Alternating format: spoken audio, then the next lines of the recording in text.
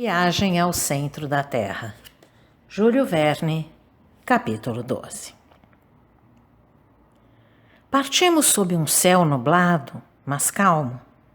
Não havia medo do calor, nem de chuvas desastrosas. Um clima para turistas. O prazer de andar a cavalo por um país desconhecido melhorou meus ânimos no início de nossa viagem. Entreguei-me inteiramente ao prazer do viajante, feito de desejos e liberdade. Eu estava começando a me sentir parte da jornada. Além disso, disse a mim mesmo, qual é o risco? Viajar em um país muito interessante, escalar uma montanha notável e, na pior das hipóteses, descer uma cratera extinta. É óbvio que Saknussemm não fez nada além disso. Quanto à existência de uma passagem que leva ao centro do globo, pura fantasia, perfeitamente impossível. Então, vou aproveitar o que puder dessa expedição sem discutir. Mal havia terminado esse raciocínio quando deixamos Reykjavik para trás. Hans prosseguia inabalável, mantendo-se à nossa frente em um ritmo uniforme, suave e rápido. Os 2 cavalos de carga o seguiam sem precisar de instruções. Vínhamos, meu tio e eu, atrás, sem nos sairmos muito mal em nossos pequenos, mas vigorosos animais. A Islândia é uma das maiores ilhas da Europa. Ela se estende por 14.000 milhas quadradas e possui apenas 60.000 habitantes. Os geógrafos a dividiram em 4 distritos e viajamos quase obliquamente pelo distrito sudoeste chamado de Sydvestfjordung. Ao sair de Reykjavik, Hans seguiu imediatamente para o litoral. Atravessamos pastos escassos que se esforçavam muito para tentar parecer verdes, mas tiveram mais êxito no amarelo. Os picos acidentados das rochas traquíticas desapareciam no horizonte, nas brumas do leste. Às vezes, alguns trechos de neve, concentrando a luz difusa, brilhavam nas encostas das montanhas distantes. Certos picos, ousadamente erguidos, perfuravam as nuvens cinzentas e reapareciam acima das brumas em movimento, como recifes emergindo no céu. Muitas vezes essas cadeias de rochas áridas chegavam ao mar e invadiam o pasto, mas sempre havia espaço suficiente para passar. Além disso, nossos cavalos escolhiam instintivamente os lugares adequados sem diminuir o ritmo. Meu tio sequer teve a satisfação de excitar sua montaria com a voz ou o chicote. Ele não estava autorizado a ficar impaciente. Não pude deixar de sorrir ao ver um homem tão alto em um cavalo tão pequeno. E como suas longas pernas quase tocavam o chão, ele parecia um centauro de 6 pés.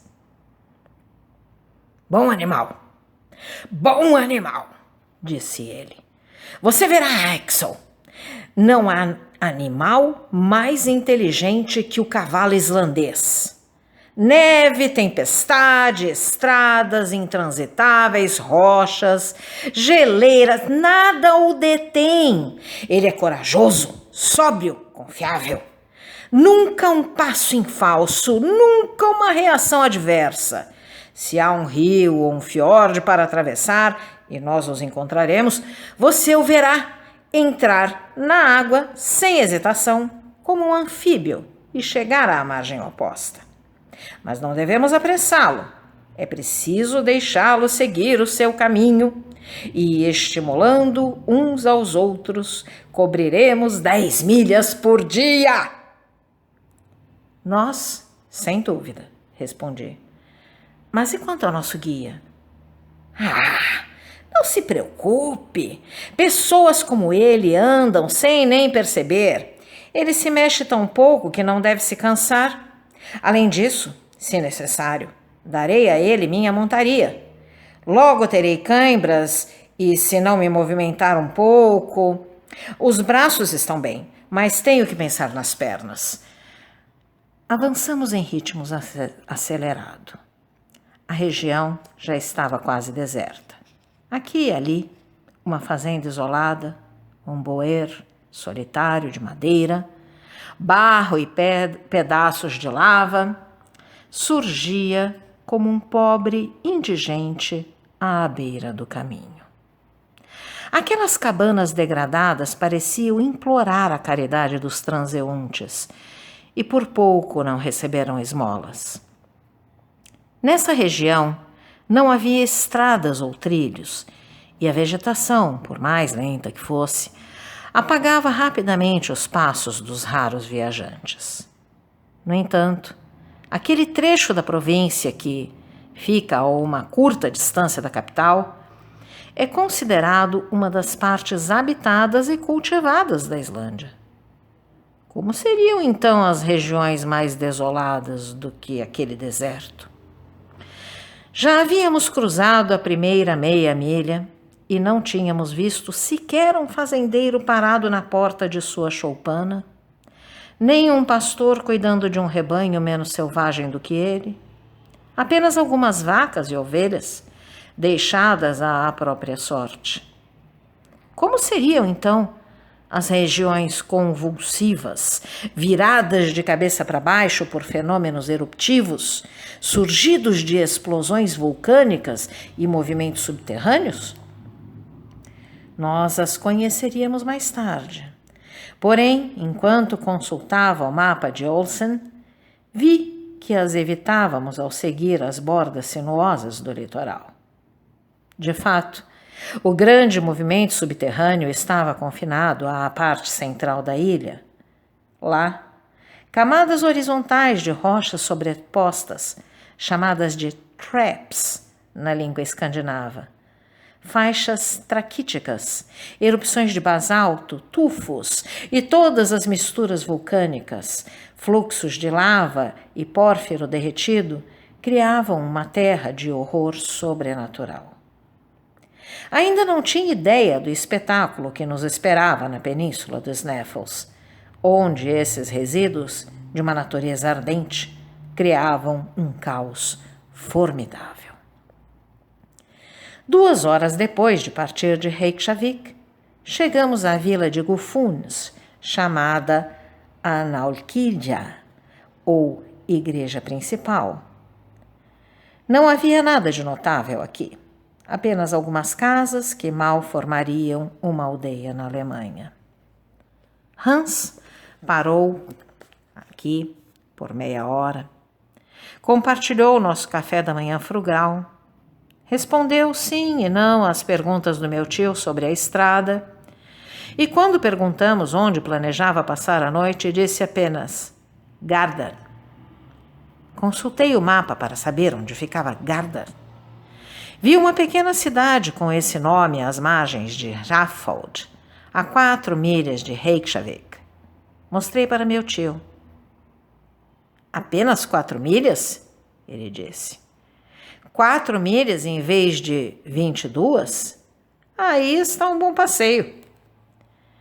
Ele quis fazer uma observação ao guia, que, sem responder, retomou seu lugar à frente dos cavalos e começou a andar. 3 horas depois, ainda pisando na grama descolorida das pastagens, tivemos que contornar o Collaford, numa rota mais fácil e curta do que a travessia desse golfo.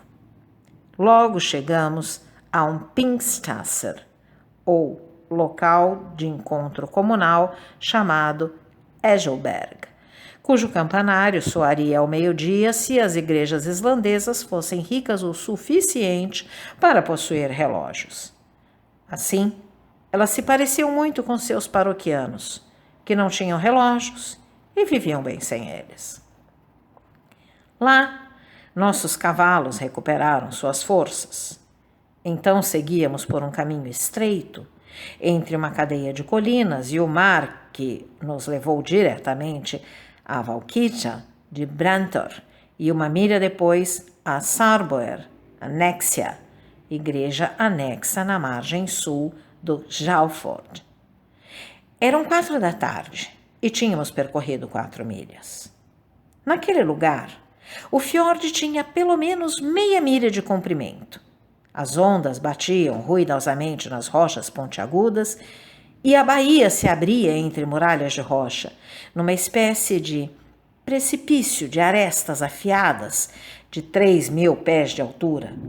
Notável pelas camadas marrons que separavam leitos de tufos avermelhados. Qualquer que fosse a inteligência dos nossos cavalos, não conseguia conceber a travessia de um verdadeiro braço do mar nas costas de quadrúpedes. Se eles são mesmo inteligentes, pensei, não tentarão atravessar. De qualquer modo, serei inteligente no lugar deles. Mas meu tio não queria esperar. Ele se precipitou até as margens. Sua lanteria farejou as ondas e parou. Meu tio tinha um instinto próprio. Insistiu no avanço. O animal recusou novamente, sacudindo a cabeça. Entre xingamentos e chicotadas, o animal disparou alguns coices para se livrar do cavaleiro. Por fim, o cavalinho dobrou os joelhos e libertou-se das pernas do professor, deixando-o plantado sobre 2 pedras nas margens, como colosso de Rhodes. Ah! Maldito animal! Exclamou o cavaleiro, que de repente havia se tornado pedestre. Envergonhado como um oficial de cavalaria rebaixado para soldado de infantaria. Farja, disse o guia, tocando seu ombro. O quê? Uma balsa? Der, respondeu Hans, apontando para uma balsa. Sim, exclamei, há uma balsa. Por que você não disse antes? Vamos!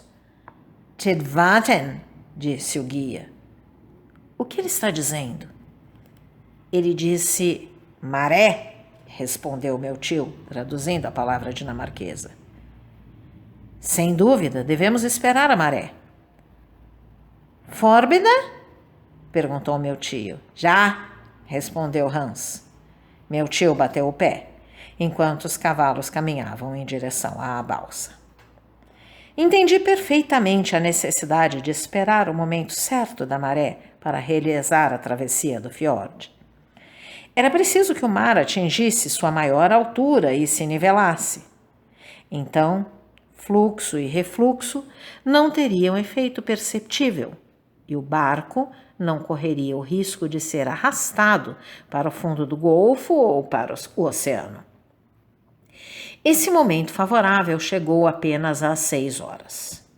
Meu tio, eu, o guia, 2 barqueiros e os 4 cavalos embarcamos em uma espécie de balsa, um tanto frágil.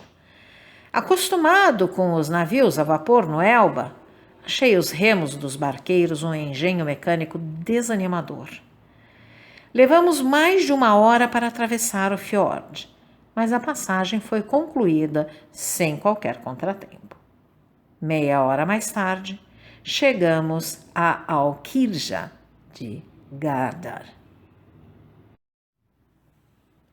Então, caro audioleitor, se você gostou deste conteúdo, deixe seu like e inscreva-se no canal, ativando o sininho para ser notificado dos próximos vídeos, com os próximos capítulos deste e de outros livros que estarei publicando. Um grande abraço e até a próxima!